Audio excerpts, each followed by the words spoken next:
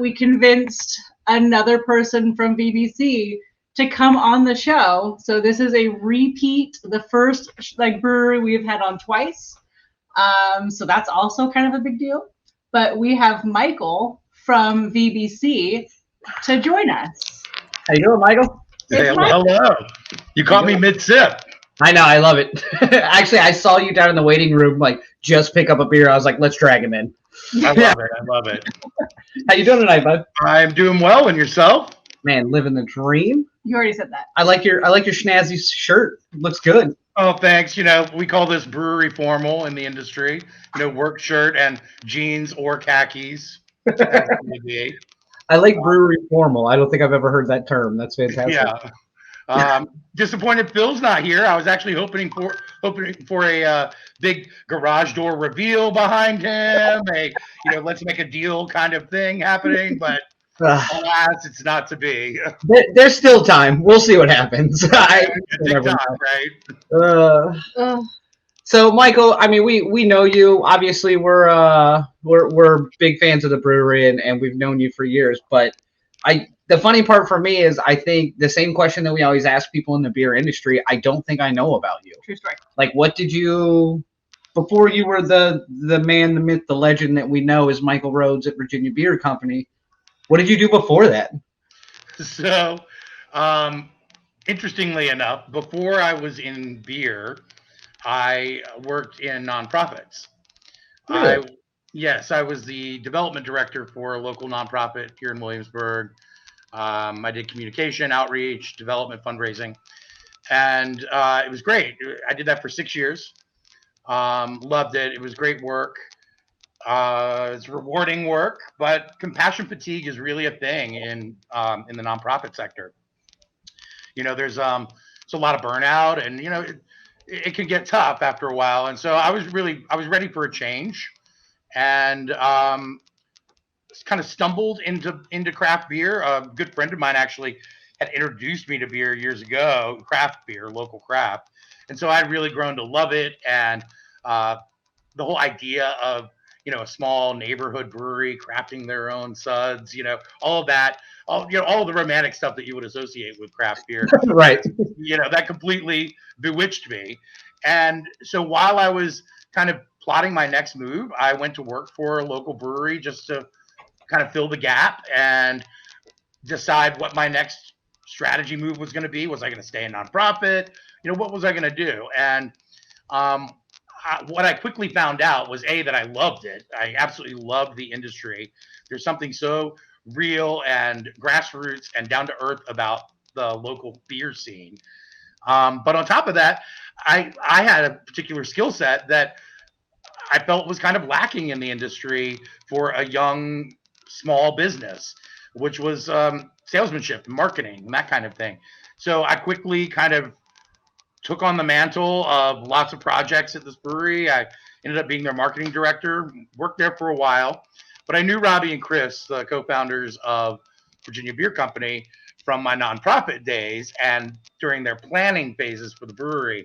So when I saw that the opening of Virginia Beer Company was imminent, I kind of attacked them and kind of pitched myself to them and why I thought I had something to bring to the table. I wanted to be a part of a brand that I felt early on was going to be a winner, but I wanted to be a part of that in its inception and then watch it grow and flourish. So that's kind of my story. They took me up on it. Jokes on them, I guess. But I'm glad you said that because I was going to butt in and be like, "Boy, jokes on them." I swear. Right. Sure. Yeah, that's my nutshell intro to beer story, and here we are. 6, 7, 8 years later. Yeah. Still in beer. Yeah, which is great though. And we actually, so Phil is still present in spirit, and he has a very important question. Was Michael the model for the Evil Santa can? You know what? No, I was not. Although my beard is, in the years that we've been open, my beard has become much more silver over that time, and fuller than I used to wear it. So I've gotten that question this Evil Santa season probably more than I have cumulatively over all the years that we've released that beer. But no, I'm not the model for that. it's kind of an inside joke, the whole evil Santa thing, and it's tongue in cheek for us. We like the idea of it, and like the idea of a cranky Krampus that doesn't want milk and cookies. He needs a beer because who wouldn't after flying around the world? That sounds like Christmas beer, Eve you know. for us. Well, so the tradition in my after having children, my tradition was we don't put out milk and cookies. We put out a sandwich and a beer. And my kids didn't know that wasn't a thing until about the same time that Santa was also me. And they're like, this all makes sense. Yeah, it's all coming together now. So. I love it. I love it. Santa needs a beer. Santa needs a beer. Most people need a beer. Yeah, pretty much. Story. Pretty much. So you pitched yourself when VBC was starting. I heard that you're also the person that pitched the pickle beer. Yeah, I guess technically. Technically, I had to be the one to get the gumption up to pitch it because I knew there was going to be some resistance or maybe a little pushback to it. At least at a minimum, I knew there were going to be questions. So yes, it started actually amongst the sales team here. We were just talking about upcoming beers for next year. The sales team's always working way in advance, selling beers that haven't even made it into tanks or anything yet. So we were just talking about some stuff that might be fun to sell or some things that we don't see a lot of in the market.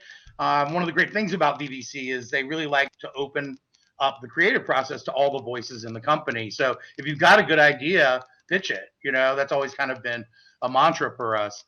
So we thought, you know what, pickle beers had a hot little minute a few years ago, and then they kind of disappeared. And I don't know, they're interesting, and the flavor profile kind of works for a sour, and I don't know, that could be fun. All right, I'll pitch it and see what happens.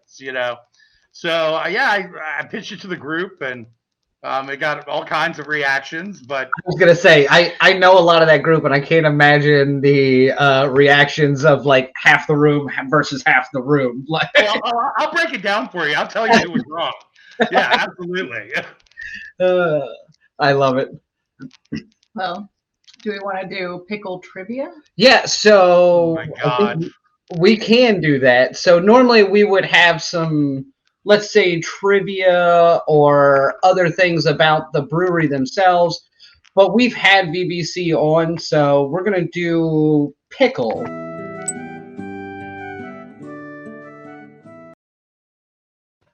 So we're going to do pickle history and facts, which basically that slide is one of our original ones that we just can't get rid of. We love it so much. But this is now kind of actually morphed a little bit more into a trivia game. Which makes it active for people who are watching. So Correct. Those who are logged into YouTube or Facebook can comment along. And you can play trivia with us. So we'll read the question. It takes 30 seconds or so, I think, with a delay. So I usually try and read slow. So Don't act like you try to read slow. Depends I try to read slow or good, whatever. Okay. But anyway, so play along with us. Usually it's about the brewery and more along the lines of who is the owner or brewer. And so Today because it's all we've already pickles. done BBC, we decided to make it a little bit more generic. But Why am I feeling like the filler here all of a sudden? I love this so much. No. It's just because we need a third person in trivia that doesn't know the answer No. since Phil's not no, Okay. I want the inside scoop about this pickle beer. here. So We'll get there. We'll get there. All right. So You all right, ready? I'm ready. Pickle Okay. trivia. All right. True or false? Pickles have been around for thousands of years, dating back to 3000 BC. I love starting off with a true or false question because it's my best odds every time. You said 3000 BC. You should leave it up before. 3000 BC. Yes. Dating back to. You telling me 3,000 years before Christ, people were eating pickles? Yeah. Waiting for somebody to correct me on the BC.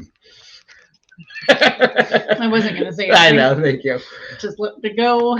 I'm gonna go with Leave true. it up until we're done. Phil, we need you back. No. I'm gonna go with true. It's a true or false. It's not multiple choice. I know, but okay. Because that seems legit. People have been eating all kinds of crazy stuff long before that anyway, right, Michael?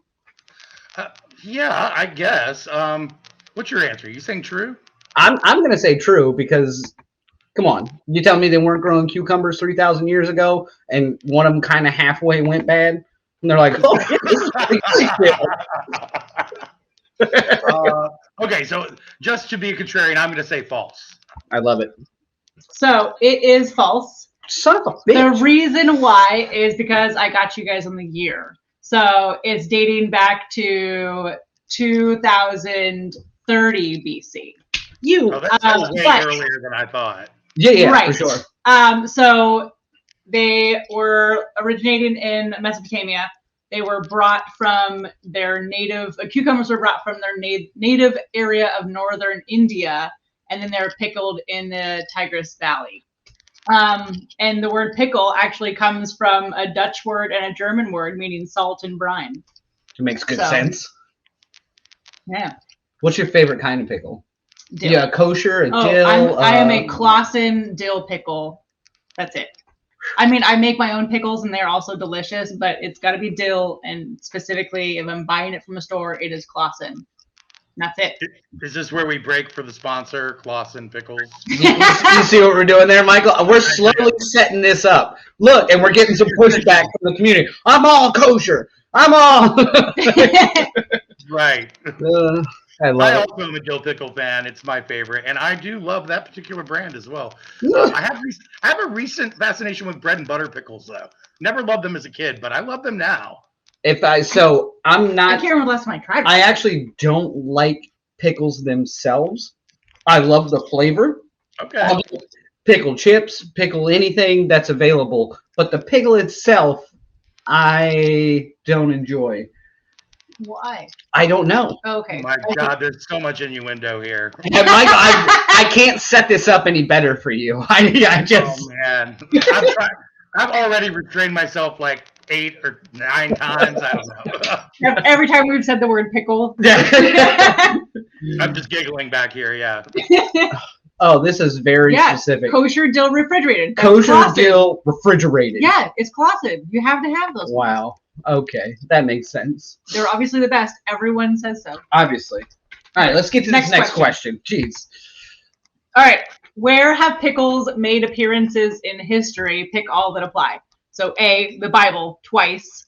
B, throughout Shakespeare's writing. C, it was one of Cleopatra's prized beauty secrets. Or D, Aristotle claimed that they had healing properties. So this is one of the ones you normally screw me up on because pick all that apply. So it could be A, B, C, and D. Could be. Could be, in theory. I don't trust Shakespeare. He doesn't strike me as a pickle person. Okay. I'm going A, C, and D. Huh. True story, Phil. Wow.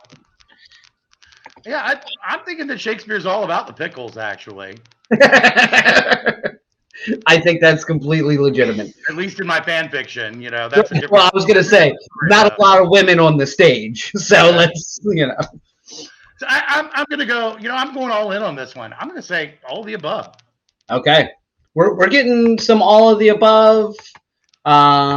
B and D. I because I'm not a history nerd. You said multiple thousands of years ago. I don't know who came first, Jesus or Aristotle. Okay. It is all of the above. Yeah.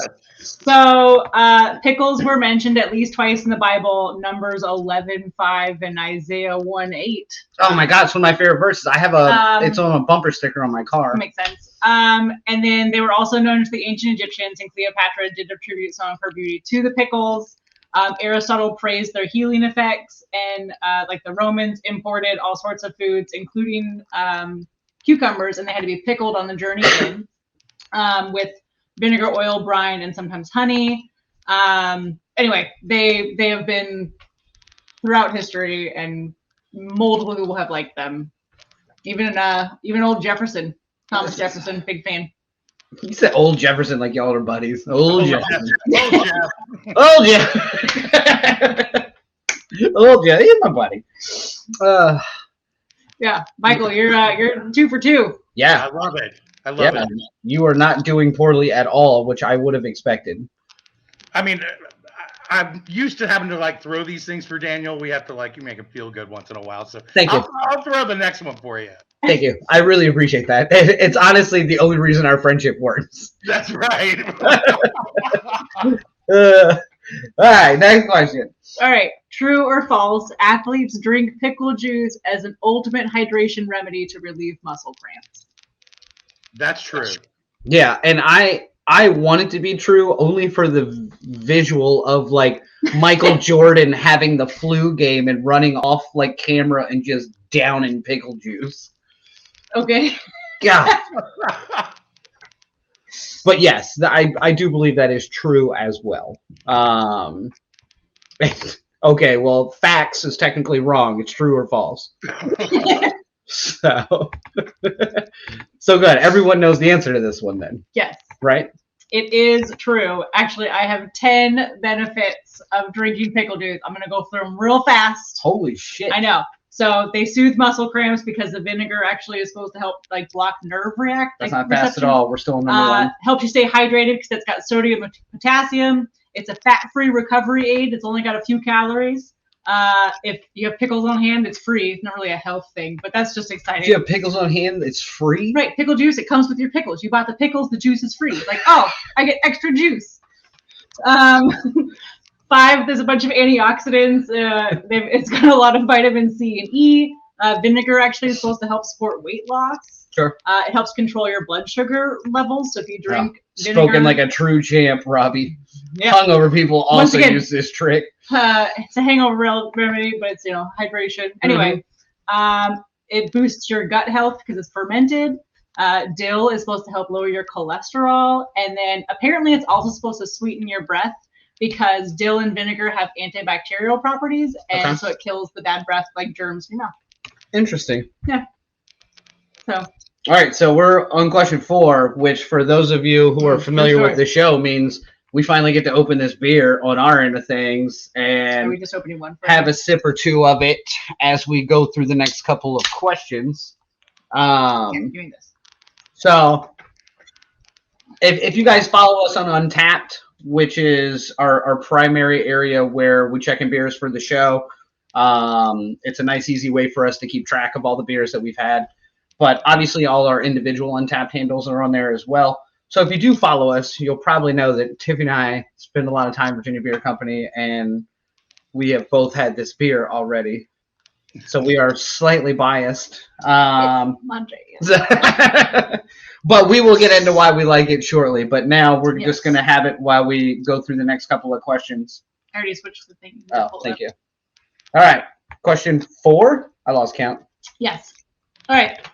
Robbie, if you don't drink this beer on this damn show, okay, no, you can have whatever you want. Apparently, pickle juice also has fountain of youth properties based on Robbie's avatar picture there. Hold on, let me bring it back up. I didn't even pay attention to that. I mean, come on. Okay. He's 14 in that picture. You're a baby. That he'll argue it's actually because he doesn't like pickle juice. Okay. Okay, that makes sense. All right. Okay. So when were dill pickles first brought to America? I only put 3 options here. Thank you, God. So late 1600s, early 1700s, late 1700s, early 1800s, or late 1800s, early 1900s. Vero's going with Oh my God, C. stop. You're spilling beer. Sorry, I was trying to read. Stop reading. I was trying to read and pour beer. It never goes well. Vero's going with C, and Vero's typically very right. I'm also going to go with C because I don't think I've gotten any of them right yet. So I'm actually going to go with B on this one. It could be C too, but I feel like it was earlier in the 1800s. Okay. I don't know. I'm going to go B on this one. And we're all over the place. Everyone's A, B, C. Nobody knows. Nobody even knows. Tiffany, you know the answer. I do. Oh, can you tell me what it is? Yeah. Perfect. It's late 1800s, early 1900s. Damn it. So, Vero wins again. So it's C. So there was a heavy influx of Eastern European Jews, and they arrived in New York City during the late 1800s and early 1900s, and they introduced the kosher dill pickle. And the way they did it was they would wash the cucumbers and pile them in large wooden barrels with dill, garlic, and spices with kosher salt and clean water. And then they'd leave them just to ferment for a few weeks to several months. And so depending on how long you ferment them, they are either like half sours and they're brighter green, or they're full sours and they're kind of more of like the darker green colored ones. So anyway. I had no idea you had this much pickle knowledge. Yeah. I'm blown away. I'm also cheating. There's a computer right here. Yeah, that's right. That's right. That's why I'm not looking here. It's like early on in the pandemic where you're like, oh, my camera's over here, so I'm actually like, I can see you, but the camera's here. Sorry. That was a real thing that happened. That was a real thing that happened. All right, so let's get to this last question. Last question. You ready? True or false? People put pickles in their cheap beer to add a vinegar flair. People put pickles in their cheap beer to add a vinegar flair. So you tell me like they're going out and buying like a natty ice and putting pickle juice in it? I don't know. You tell me. Could be their PBR. This question is misleading. Who are these people? I hope it's no. Michael, tell me it's no. I'm actually going to say yes on this one. I've seen people put Stranger Things in cheap beer to give it some flavor. So I'm going yes on this. So you think so? This has been done at some college party at some point or another. Yeah, I mean, come on now, really? I mean, people put Clamato juice in beer, so you know. Yeah, that's fair. That's fair. I'm saying true on this one. I think this is an easy true. God, I want it to be false. It is true. Of course it is. So, people so you pour your beer into the glass, you put the pickle in for like no more than 2 minutes, and it doesn't taste like pickles. It just brings like a vinegar base to it. Oh. If you leave it in for more than 2 minutes, it will be pickle flavored. But like the notes of vinegar is it kind of brings more flavor to your cheap beers. But apparently like foams up, and it's probably pretty exciting. I love that it's apparently because we've never done this. No, but apparently, so you mentioned, I can't remember if it was when we were talking offline or during the show, but you mentioned something about how pickles were, like the pickle beer kind of was a thing for a minute, and then you guys were bringing it back.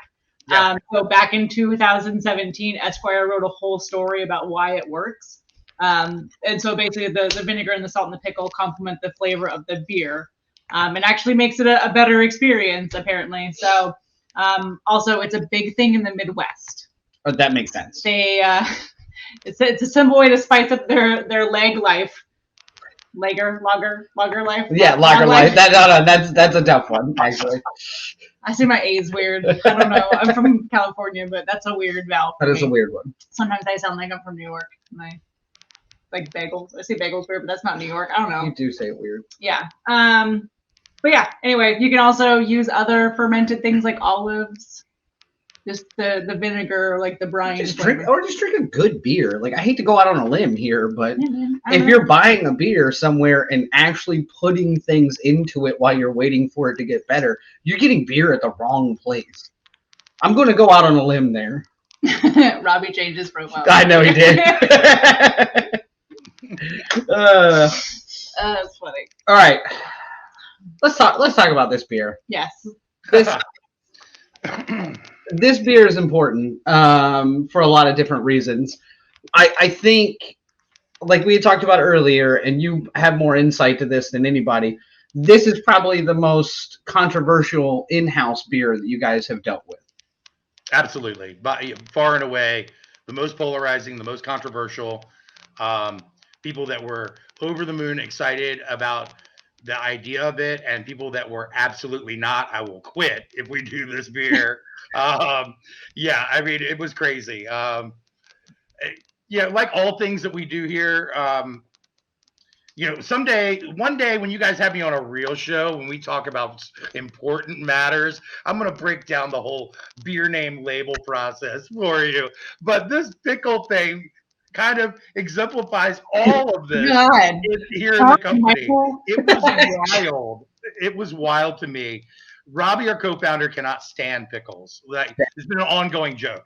You know, we'll buy the bag pickle, the single big pickle in the bag at the weird Like gas station pickle in a bag. and leave it on his desk. You know, yes. I mean, you know, it's been a thing forever. So we knew he was going to hate it right out of the gate. Out of the gate. Jonathan's an artist. He was worried, like, you know, are we dumbing down our beer? Is this a gimmick? You know, and he's not wrong about any of that stuff. You know, and the sales team's basic pitch for this whole thing was that it's okay. Beer's also fun.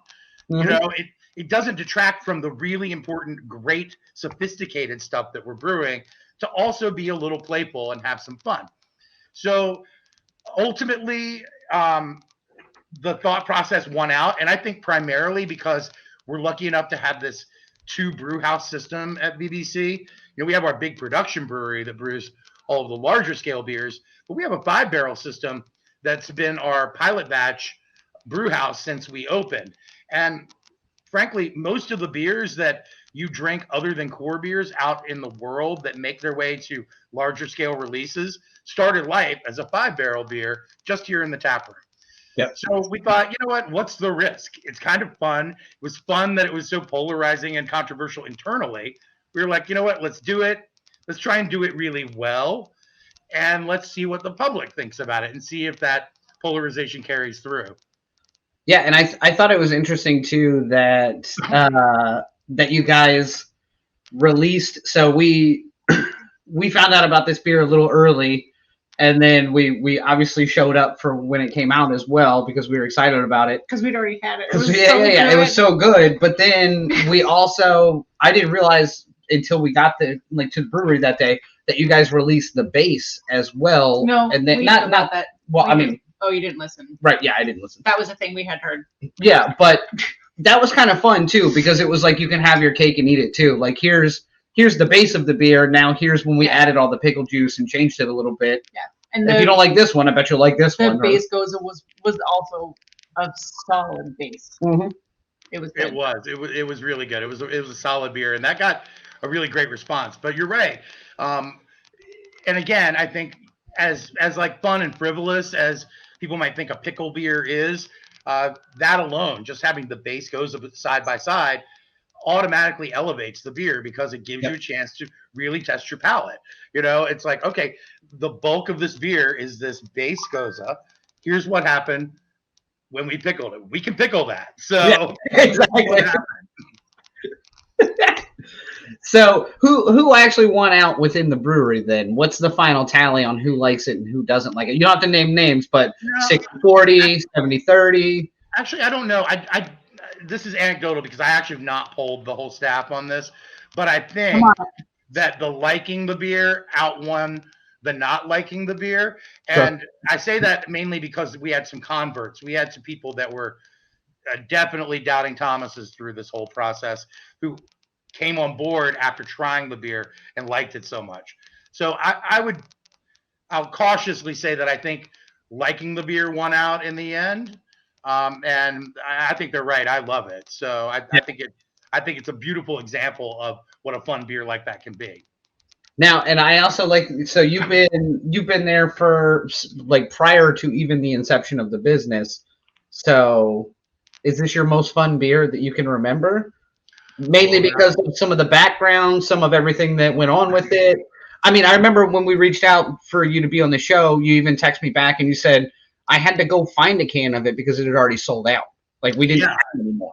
Yeah, that's kind of the funny thing about this. We're talking about this beer from Virginia Beer Company, and anyone listening or watching can't get it in package. It sold out so fast. There are a lot of internal theories as to why it sold out so quickly too, which is interesting. Some people think that it's a sharing kind of experience beer. So people bought multiple 4-packs so they could share it with friends. Some people genuinely loved it, and there's not a lot like it on the market. So I think they scooped up more than they may have bought of a random IPA. Oh, Yep. Yep. Yep. I hear you.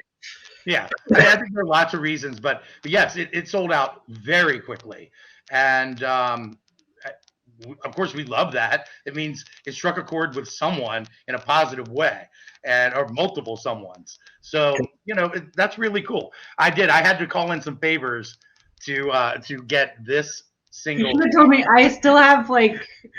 We bought like four 4-packs, Michael. We were. So, for the record, this is the like perfect summer beer for like a barbecue. Like it goes well with your burgers, it goes well with your hot dogs, it goes well with potato salad and whatever else people make. Like this is perfect. I saw Vero said it was perfect for like a cheese like and charcuterie board because that's another thing it goes with. Yeah, I bought a lot of it, and I've definitely drank them. But I did have one. You should have let me know. Yeah, we could have brought you one. Yeah. Yeah, I was able to work it, but I mean, you're not wrong about that. I think you're right on target.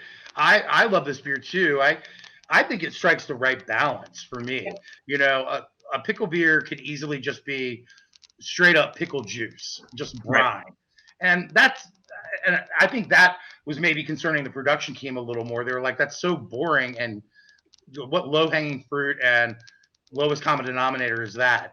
And then the flip side is it could be too arty, it could be too herbaceous and have all of these, let's highlight the mustard seed or the and that's wrong too, because anybody that's really the mustard seed, man, beer wants it to be a pickle beer. Right. So the thing I love about this is that the balance, it's beautifully balanced because you do get the notes from the brine of the pickle, but the heart of this beer to me is the pickle.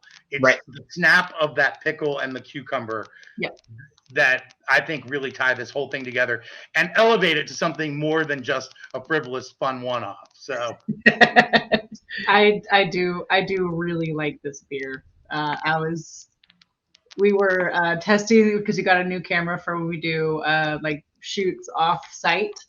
And we were testing it out when we were in the back because you're a safe location for us to go like, hey, can we try this in the back? Are you guys busy? Right. Yeah. right. So we were filming back there and we were given some little tasters of it and like it was handed to us and I like smelled it and I drank it and I was like, what is this? This is pickles. But you're right though. You get the actual pickle though, right? Yeah, exactly. Yeah. No, and I think you hit the nail on the head. Like it is just like crisp, clean pickle flavor. Like it's not overwhelming. It's not outrageous. Yeah. It's not a palate wrecker, which it easily could be. Yeah. Any day of the week, you are correct. I like this beer. I agree. All right. So that being said, we're eventually going to review this beer. But Michael, thank you so much for being on. Oh, anytime. I love it. Yeah. Anything else that you want to talk about before we kick you off from BBC? Sure. Yeah, I'll do my shameless plug. Do you have a video intro for shameless plug? I don't think so. No, I don't think so. God, that's sharp. Yeah, you're right. The tap dancing frog with the cane. Yeah, the WB frog. Yeah, right. Yeah. But yeah, no, I'll pitch a couple things here real quick. The big thing for us right now that's happening is Evil Santa season is in full effect at the brewery. It drops the beginning of November every year, and we drop a new variant of that beer every weekend all the way through Thanksgiving, Black Friday, into the beginning of December. So be on the lookout for some really cool variants. For folks that don't know, Evil Santa is our Christmas holiday spiced milk stout with cinnamon, nutmeg, and allspice. It's really yummy, supremely drinkable at 7%. Love the beer. It's far and away our most popular limited release that we do every year. So be on the lookout for that. And for folks that maybe aren't near the brewery specifically, but are in Virginia, it's gone to really wide distribution. So it's going to be accessible to a lot of your listeners that at least are in the state. So be on the lookout for Evil Santa. The season has kicked in, and we aim to please. So we put it out there. So it's one of my favorites as well. Like this season, from the very first time I ever had it till every year after, I was like, I look forward to this time of year for that reason. Yeah. That's awesome. And I milk stouts are out of all the stout variants, milk stouts are my favorite. That makes sense. Yeah. All right. Michael, really appreciate it, man. Honestly. Thank you. Yeah, Thank you. I'll give and you a chance to rematch me on trivia on some other topic later. thank you. I appreciate that because I'm gonna lose still, but but in the meantime, we'll look forward to seeing you up at the brewery. And maybe as tomorrow. always, maybe tomorrow we'll see you actually. Awesome. Cheers, guys. Love you. Hey, cheers. Bye. Love you, bud.